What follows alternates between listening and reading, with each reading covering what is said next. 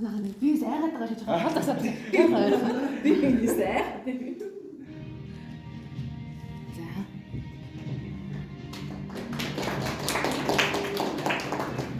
Эрхэм хүндэт Эрдэнэ очрын өсөг баяр танаа Монголын эртний нүүдэлтийн ясан дээр гэмтлэлтийн судалгаа, ах уй гэмтлийн жишээн дээр сэдв судалгаа, доктор, профессор Эрдэнэ агшаар удирдуулан хийж амжилттай дүүрсэн тул энэхүү батламжийг гартуулж байна.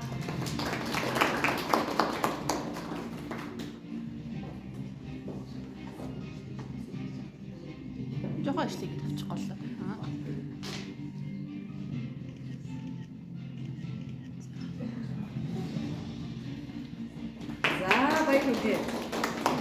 Эрхэм хүндэт Зоригт баатрын хишиг баяр танаа Монгол хэл дээрх гадаад үгийн хөвмийн иргэшгийн дуудлага, авианы хувьсал, англи улс хэлний жишээгээр сэдв судалгаа, доктор Сарангэр дагшаар удирдуулан хийсэн тул батламж үнэхээр зүйлийг гартуулваа.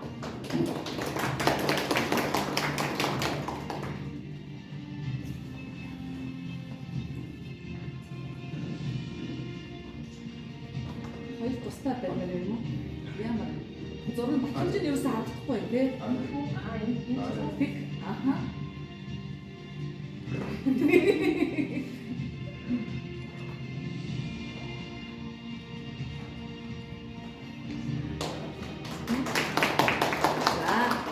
Эрхэм хүндэт Сүхбаатарын цэлмүүн танаа Тавхуу дамаа аялгууны Игшиг авиаг туршилт тавьсан аргаар судлан сэдв судалгааг доктор Сарангэр дагшаар удирдуулан хийж амжилттай дүүргэсэн тул энэхүү батламжийг үнэхээр зүйлийн хамт гартуулав.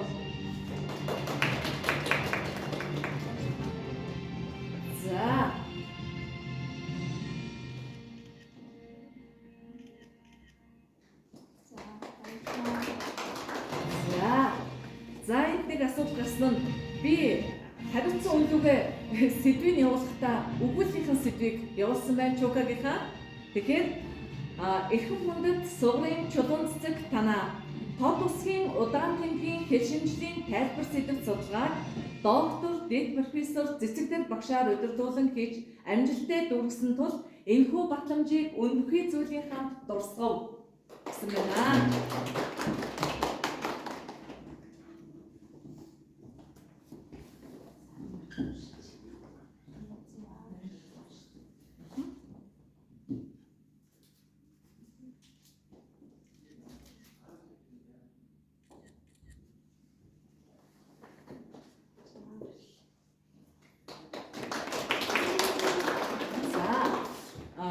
Номман хараахан ирээгүй боловч бас уншаад танилцуулчих. Эрхэм хүндэт Бямбэлтний номин танаа Монгол аман зохиолдох ургамлыг онцлох тогтмолыг шинжихын сэдв судалгааг Даваатарч багшаар удирдуулан хийж амжилттай дүүргэсэн тул энэхүү батламжийг үнэхээр зүйлийн хамт дурсгав гэсэн ийм зүйлээр номиноо гэж хэлдэг.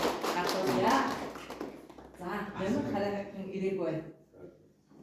За, та судалдаа соноо. Юу?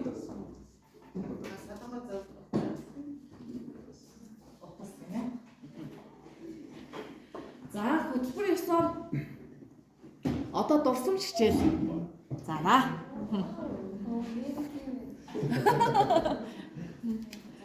За. Багштайгаа мэдлэхгүй юу та нар? Одоо ингэ болсон шүү дээ. Хичээл. Сайн байна уу? Сайн байна. За, суцгаа өгдөө. За, өнгөрсөн удаагийн хичээлээр бид нар Антон Старт төвтэй танилцаа, тус төвд өнгөрүүлсэн судалгааны ажлын талаар тайлангаар хэлэлцүүлээд эрдэм шинжилгээний хурлаа амжилттай хийж гүйцэтгэсэн байгаа. За, өнөөдрийн хичээлээр бид нар олон зүйлийг ярилцсанаа. За, хамгийн түрүүнд хэлэхдээ эрсцээ бүтгээд авах тийм. За, цэлмүү ирсэн үү? Байна. За, цэлмүү. Номин айцсан бай. Энэ бүр ингээд таслаад байх юм байна. Энэ одоо яасан юм бэ? Тэр номыг сан суулж байгаа. Тэгвэл өгөхгүй ихэндээ судалгааны ажил хийж байгаа хүүхэд байх нь. За усгүй. За байна. Мөнгөчин. За мөнгөч ирсэн байна. Буцган. За буцган. Гансуу. За гансуу тийм сууж. Чулуун цэцэг. Чулуун цэцэг өнгөрсөн 7 хоногт яасан чи? За энэ чинь санаа. Хишиг баяр. Өнөөдөр жоо хоцроод орж ирв үү яа? Сага зохицуул шүү. Баатар байна уу? За баатар байна. За ингэ болцсон байна да. Манай 9 хүүхдээс 8 хүүхэд нэрсэн байна тийм ээ. Одоо энэ шалгаж зүйлийг төгсөж байхад ирсэн. Бүрэн яв шүү. Тэр намайг багтууд ирвэл номын цайлж шүү. За юм аа. За энэ удаа хэдүүлээ. Өнгөрсөн удаагийн хичээлээр бид нар эрдмийн хэлхээ эрдэм шинжилгээний бичиг өгүүллийг номзуугийн яаж хийх вэ гэдэг талаар ярьсан байна. За одоо өнгөрсөн удаагийн хичээлийг баттгаад багшны 3 асуулт асуув. Нэгдүгээрт нь эрдмийн хэлхээ эрдэм шинжилгээний бичвэрээ өгдөө ямар фондоор очих вэ? Нэгдүгээрт нь арай мөн, хоёрдугаарт нь арай, гуравдугаарт нь Times New Roman. За хин хариулах уу? За буцна. Зөв манайхан? Зөв. За сайн байна. Даалгавар сайн ирсэн байна те. За хоёр дахь асуулт нь эрдэм шинжилгээний бичигт өгүүлэлээ өгөхдөө бид нар ишил зүйлт хийдэг тийм ээ. Ишил зүйлтийг хэрхэн хийх вэ гэдэг хичээлийг бид нар орсон бас түүнтэй холбоотой шүүмж өгсөн байна. Тэгвэл А хариулт нь эрдмийн хэлхээ шүү. APA буюу бидний хэлдэг APA. Хоёрдугаарт нь референс руу ороод footnote авдаг. За энэ хоёр бай. А, Б. За хишиг бай. Б. Референс руу ороод footnote-оор тэгээ нөгөө хуудсын дугаарыг бас тэмдэглэдэг. Яг манай судалгааны өгүүлэлт бол яг ямар номны хэдгээр хуудаснаас авсныг хэлж байгаа. Хишиг хоёр зөв хариулж гин үү? Буруу хариулж гин гэж үзэж байна. За. Яг л. За буцах. Энэ хишиг хоёрын саналыг дэмжиж гин үү эсвэл үгүйсгэж гин үү? Та нар батлах нотлох ямар юм бэ? За тав юу гэж бодож байна? Дэмжиж гин үү? Зөв үү? Энэ ч өнгөрсөн удаагийн хичээл юм. Бут сургамын хичээлээр бас нэг сайхан давхах хэрэгтэй боллоо.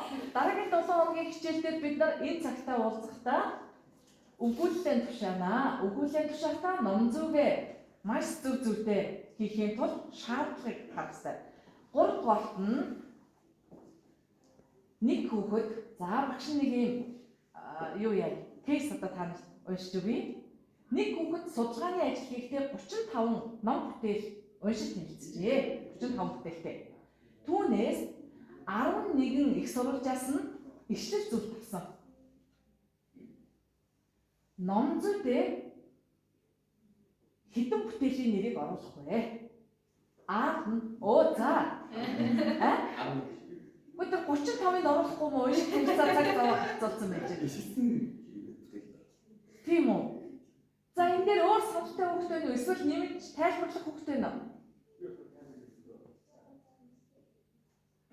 Ганц мөнгөч аль өсөх вэ?